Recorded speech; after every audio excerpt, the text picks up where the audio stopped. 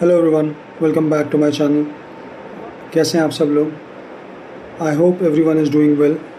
सो guys, आज हम अगला वीडियो कंटिन्यू करेंगे राहु केतु की सीरीज़ में, जहाँ पर राहु होगा आपका 11th हाउस एंड केतु होगा आपका 5th हाउस। सो ये हो गया आपका 5th हाउस और ये हो गया आपका 11th हाउस। ठीक है, तो यहाँ दोनों जगह राहु होगा। अब राहु का जो एक्सेस है वो ये वाला है। Alright, 5th and 11th। Last हमने किया था 4th and 10th। So again अब 5th और 11th हाउस क्या है, सबसे पहले हम उसके बारे में बात करेंगे। तो 5th हाउस होता है हमारा फिफ्थ हाउस हमारा जिसे हम लक्ष्मी स्थान बोलते हैं, जो हमारा त्रिकोण भी होता है केंद्र हाउस के अलावा। तो ये काफ़ी शुभ जगह, शुभ हाउस होता है। तो दूसरा इसमें क्या कहते हैं, ये होता है आपके बच्चों के लिए। इसमें आपका चाइल्ड बर्थ देखा जाता है या बच्चा होना ना होना, ये इसमें चेक करा जाता है। दो मैं इस चीज़ पे कभी किसी को डिस्क्लोज़ नहीं करता हूँ कि whether you have child in your horoscope और नॉट, बिकॉज आई थिंक ये बताना थोड़ा गलत है। सो बट यस, यहाँ से हम देख सकते हैं चाइल्ड बर्थ के बारे में। यहाँ से हम आपके गैम्बलिंग, आपके रोमांस, ठीक है, ये सब चीज़ें 5th हाउस से देखते हैं। 11th हाउस से हम क्या क्या देख सकते हैं? 11th हाउस से हम देखते हैं आपके एल्डर सिबलिंग्स, ठीक है, सबसे पहला। दूसरा आपका देखते हैं gains of your 10th house, which is the gains of your career. फिर देखते हैं हम आपका यहाँ से नेटवर्क, योर नेटवर्क सर्कल, आपके फ्रेंड्स, कितना आपका फ्रेंड सर्कल कैसा होगा।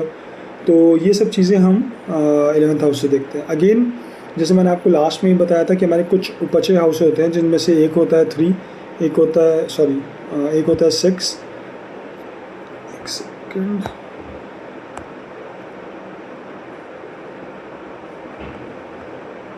हाँ, एक होता है 6th, 7th नहीं होता, सॉरी। फिर उसके बाद होता है हमारा 10th एंड होता है 11th। ये हमारे चार उपचय हाउस होते हैं। उपचय मैंने आपको पहले ही बताया था, जो टाइम के साथ साथ हाउस बेटर करते हैं। सो इन हाउसेज में अगर कोई आपका मेलेफिक प्लैनेट बैठा है तो वो आपको later stages of your life अच्छे रिजल्ट देता है, इनिशियल स्टेज में। अब इसमें बहुत सारी चीज़ें आ जाती हैं कि देखो, मैंने आपको लास्ट टाइम भी बताया था कि हर चीज़ का ट्रिगरिंग पॉइंट जो होता है वो होता है महादशा और अंतरदशा, राइट।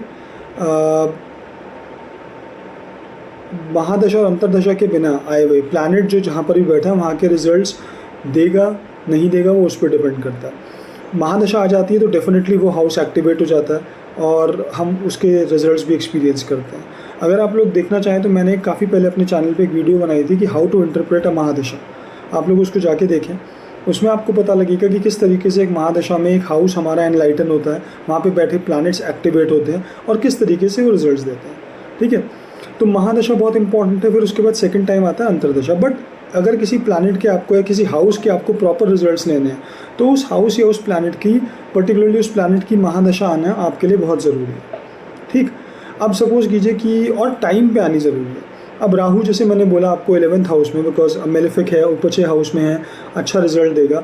बट सपोज़ कीजिए राहु की महादशा किसी के अर्ली स्टेज, यानी कि उसके जब वो पैदा हुआ तब चल रही है, या फिर उसके ऑलमोस्ट जब तक वो 20-21 पहुंचा या 25 साल का पहुंचा तब तक राहु की महादशा ख़त्म हो गई, तो तब वो रिजल्ट्स नहीं देगा। बिकॉज जैसे कि उपचय हाउस जो है आपका टाइम के साथ बेटर होता है, तो टाइम मतलब आपका almost after 35 years of age वहाँ से। और राहु तो वैसे भी 40 के बाद मैच्योर होता है, तो वो आपको रिजल्ट्स वहाँ अच्छे देगा। बट अगेन, महादशा नहीं भी है 40 के बाद या 35 के बाद, राहु की ऑलरेडी निकल गई है, तो भी आपको एटलीस्ट कुछ बेसिक चीज़ें जो राहु देता है यहाँ बैठकर वो आपको डेफिनेटली मिलेंगी 11th हाउस के राहु से, ये ज़रूर। पर हाँ, पूरा फलादेश, पूरा चीज़ें देखने के लिए अगर हम देखें तो डेफिनेटली हम लोगों के लिए वो महादशा आनी ज़रूरी है, एट द राइट टाइम। बहुत ज़्यादा लेट लाइफ में नहीं या बहुत ज़्यादा अर्ली पीरियड में, तो ये चीज़ें ज़रूरी है। चलिए, ये तो हो गया हमारे हाउसेस के बारे में। 5th हाउस और 5th house and 11th house क्या होता है। अब आपको पता ही है, हर बार हम डिस्कस करते हैं राहु और केतु क्या होता है। Ketu is detachment, Rahu is attachment. Ketu वो चीज़ें जो हमने पास्ट लाइफ में एक्सपीरियंस कर चुकी हैं, राहु वो जो हम इस लाइफ में एक्सपीरियंस करना चाह रहे हैं। राहु हमें वहाँ डाइवर्ट करता है, ठीक है। और भी बहुत चीज़ें हैं जो हमने पहले डिस्कस करी हुई, so I am not going to repeat those things again.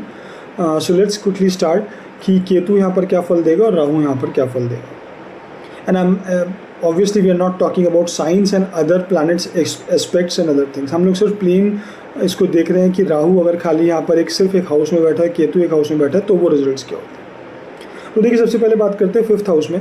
तो फिफ्थ हाउस में केतु के बैठने की वजह से ज़्यादातर देखा गया है कि चाइल्ड बर्थ में थोड़ी प्रॉब्लम आती है। आई एम नॉट सेइंग कि child birth is not at all there, क्योंकि वो हम उसके ऊपर हम बात भी नहीं करेंगे और वो बहुत सारी चीज़ें और से देखा जाता है, बट डेफिनेटली कुछ प्रॉब्लम्स आ जाती हैं, या तो लेट होता है या फिर एक दो बार कुछ गड़बड़ हो जाती है फिर होता है। ज़्यादातर केतु के साथ 90% चांसेस यही देखे गए कि केतु अगर फिफ्थ हाउस में है तो चाइल्ड बर्थ या तो डिले होगा, और उसमें डिले में भी कई बार हम देखते हैं अगर सैटर्न एस्पेक्ट कर रहा है आपके फिफ्थ हाउस को तो थोड़ा डिले और हो जाता है। एंड कई बार देखा गया कि थोड़ा सा कुछ गड़बड़ हो गया, मिसकैरेजेस हो गए एंड देन फिर चाइल्ड बर्थ हुआ। बट ऐसा नहीं कि केतु के बैठने से नहीं होता, नहीं, ऐसा कुछ भी नहीं। सेकेंड चीज़ मैंने आपको बताया था, यहाँ पर ये आपका हाउस होता है गैम्बलिंग, स्पेकुलेशन, स्टॉक मार्केट। तो अब जैसे कि केतु जब भी यहाँ बैठ जाता है ना, तो केतु उन लोगों को उतना, जैसे कि Ketu is planet of detachment, वो आप पास्ट लाइफ में एक्सपीरियंस या मास्टर कर चुके हो उन चीज़ों को। सो इस लाइफ में आप स्टॉक मार्केट पे उतना इंक्लाइन नहीं होंगे भी तो आप लोग लॉन्ग टर्म इन्वेस्टमेंट्स या म्यूचुअल फंड उन चीज़ों में ज़्यादा पैसा लगाओगे जहाँ पे सेफ सिक्योर आप लोगों के इन्वेस्टमेंट्स रहेंगे। ज़्यादा ट्रेडिंग या ये डेली की चीज़ें करना आप लोग स्टॉक मार्केट में, या गैम्बलिंग करना ज़्यादा आप लोग उतना प्रेफर नहीं करोगे। अगर करोगे भी तो बहुत ही स्ट्रक्चर्ड वे में थोड़ा थोड़ा करोगे, आप लोग बहुत ज़्यादा नहीं करोगे। In spite of the fact कि अगर राहु यहाँ पे बैठा होता तो बहुत ज़्यादा होता हो, पर वो नहीं है। बट करोगे क्योंकि अगेन उसका रीज़न है, अगर केतु अकेला, पर केतु पे एस्पेक्ट भी तो है ना राहु का, तो वो कुछ तो अपना असर डालेगा ही। तो राहु के एस्पेक्ट की वजह से आप लोग करोगे, ऐसा नहीं है कि बिल्कुल स्टॉक मार्केट या गैम्बलिंग या वो चीज़ें नहीं करोगे, ठीक। अब ये पीरियड होता है आपके रोमांटिक लाइफ का भी, सॉरी ये हाउस। तो यहाँ पर आके अगर खाली अकेला केतु बैठा है, क्योंकि हम उसी की बात कर रहे हैं, तो रोमांस में भी ऐसा होता है, बहुत बार देखा गया है कि लोगों के इंक्लिनेशन थोड़ा कम होता है, या अगर होता भी है तो बहुत ही जिसे कहते हैं ना कि एक तरीके से ड्राई होता है बहुत, ठीक। तो वो चीज़ें देखी गई हैं। But again I am saying and please don't quote me on this कि यहाँ पर केतु बैठा है तो भी ऐसे है, वो ऐसा नहीं है। अगर कुछ और प्लैनेट्स यहाँ पे बैठे हैं केतु के साथ, कुछ और एस्पेक्ट्स हैं केतु के ऊपर अपार्ट फ्रॉम राहु, तो वो चीज़ें होती हैं और काफ़ी होती हैं। ऐसा नहीं है कि सिर्फ फिफ्थ हाउस में केतु बैठ गया तो उनकी रोमांटिक लाइफ नहीं होगी या वो रोमांटिक नहीं होगी, ठीक। तो ये हो गया Ketu in fifth house. Now coming back to Rahu in 11th house. अब राहु जब 11th हाउस में जाता है तो सबसे पहले आपको सबसे अच्छी चीज़ जो राहु बैठ के, सबसे पहली बात तो ये कि ये राहु की one of the best placement होती है राहु के लिए। सिर्फ राहु 10th हाउस में भी बहुत बढ़िया होता है, जैसे मैंने लास्ट टाइम आपको बताया 11th हाउस में भी Rahu is very well placed. यहाँ पर भी राहु बहुत इन्जॉय करता है, because this is the house where Rahu enjoy. अब होता क्या है, यहाँ बैठ के राहु आपको नेटवर्क सर्किल, यानी कि आपका फ्रेंड सर्किल बहुत बड़ा दे सकता है। काफ़ी ज़्यादा फ्रेंड्स हों आपके, और बहुत अच्छे फ्रेंड्स हों। ऐसा नहीं कि हुए चले गए, आए कुछ आए कभी, कुछ आए कभी, नहीं। बहुत अच्छे फ्रेंड्स और बहुत बड़ा नेटवर्क सर्किल, बहुत बड़ा आपका फ्रेंड सर्किल देंगे, और ऐसे देंगे जो हमेशा आपके लाइफ लॉन्ग ज़्यादातर बने रहते हैं वो दोस्त, और हेल्पिंग बहुत होते हैं। तो राहु के बैठने की वजह से सबसे ज़्यादा यहाँ पर ये हो जाता है, आपका नेटवर्क सर्किल बढ़ जाता है। अब now coming to the gains, तो ये आपके करियर ग्रोथ और करियर गेन्स का हाउस है, right, because it is second to your 10th house. So यहाँ पर Rahu will do all the things to get that gain, क्योंकि राहु का आपको पता ही, Rahu is achieving the things. Rahu को चाहिए बस, मुझे जिस भी हाउस में बैठ गया मुझे उस चीज़ की सारी चीज़ें, क्वालिटीज़ या नेगेटिव जो भी है, मुझे सबको लेना है, मुझे सबको एम्पलीफाई करना है। तो यहाँ बैठ के राहु आपको वो गेन्स भी देता है, आप करियर में राइज भी करते हो, ग्रोथ भी करते हो। बट अगेन अदर फैक्टर्स होते हैं कि कुछ लोग के राहु बैठने से मैंने ऐसा भी देखा है कि वो लोग उतना नहीं गेन या ग्रोथ कर पाते, बट उसके बहुत अदर रीजंस होते हैं कि अगर सैटर्न यहाँ पे एस्पेक्ट कर रहा है, सैटर्न राहु के साथ बैठा है, या कोई साइन प्लेसमेंट डिफरेंट हो गया, तो डेफिनेटली उसका फ़र्क पड़ जाएगा। बट यूजुअली राहु के यहाँ बैठने से राहु बहुत अच्छा आपको गेन्स दिलाता है करियर में, आपको आपके करियर में ग्रोथ बहुत अच्छी देता है। आपको क्या कहते हैं, प्रमोशंस वगैरह जो होते हैं वो, जैसे अगर आप देखो तो क्योंकि 10th हाउस है, 10th हाउस का गेन्स यानी प्रमोशन का गेन्स, तो यहाँ पर बैठ के आप लाइफ में जो जिस भी आप फील्ड में हो उस फील्ड में आप वो लैडर क्विकली चढ़ते हो, ठीक। यहाँ बैठने से राहु आपको most of the times Elder brother से, एल्डर सिबलिंग से मैं बोलूँगा, एल्डर ब्रदर नहीं, एल्डर सिबलिंग से आपको अच्छे रिलेशनशिप देता है, क्लोज रिलेशनशिप देता है। आप you are very fond of them, आप उनसे हमेशा एक रिलेशनशिप बना के रखते हो, और अगर उनको कभी भी कोई ज़रूरत होती है या आपको कभी भी ज़रूरत होती है तो you guys are always there to help each other. तो ये राहु यहाँ बैठ के आपके सिबलिंग वाले पार्ट को भी काफ़ी अच्छा करता है, ठीक। और नेटवर्क सर्किल की हमने बात करी ली है। तो यही कुछ चीज़ें हैं जो राहु यहाँ बैठ के आपको काफ़ी अच्छी करता है। बट अगेन जैसे मैंने आपको बताया, देखिए गाइस, इसमें बहुत ज़्यादा इंपॉर्टेंट होता है, स्पेशली विद जैसे सिबलिंग्स या नेटवर्क सर्किल के लिए नहीं, but specially when it comes to your career gains and आपके जैसे कहते हैं कि आपको अपने करियर में कितनी ग्रोथ मिलेगी, वो सब चीज़ों के लिए राहु की महादशा आना बहुत इंपॉर्टेंट है and at the right stage of your life. अगर आपका राहु 11 में बैठे, 11वें घर में बैठा है, अंतरदशा में आपको डेफिनेटली राहु देगा, बट वो इफेक्ट नहीं देगा जो राहु की महादशा आपको देगा। तो इसलिए अगर किसी के 11th हाउस में राहु बैठा है और उसको करियर में उतनी ग्रोथ नहीं हो रही, सो प्लीज़ आप देखना कि या तो आपकी महादशा नहीं होगी राहु की, या चली गई होगी, या फिर कुछ और एस्पेक्ट्स, कुछ चीज़ें जो राहु का यहाँ बैठना गड़बड़ कर रहे होंगे। साइन प्लेसमेंट कुछ चीज़ें गड़बड़ करती हैं। कुछ साइंस होते हैं जिनमें Rahu does very well in this house, but वो हम लोग कभी बाद में डिस्कस करेंगे, अभी नहीं, because today we are just discussing कि राहु 11th हाउस में कैसे बिहेव करता है। ठीक है, so guys this is the small analysis what I know about Rahu in 11th and Ketu in 5th house. So those who have this placement, check out what I have said, does it make sense in your horoscope, कि ऐसा आप लोगों को feel हुआ है तो please let me know in the comment section. और अगर आपका कुछ डिफरेंस ऑफ ओपिनियन भी है तो वो भी आप लोग बताओ कि क्या आप लोगों को लग रहा है कि कुछ अलग भी है, so we can talk about that also.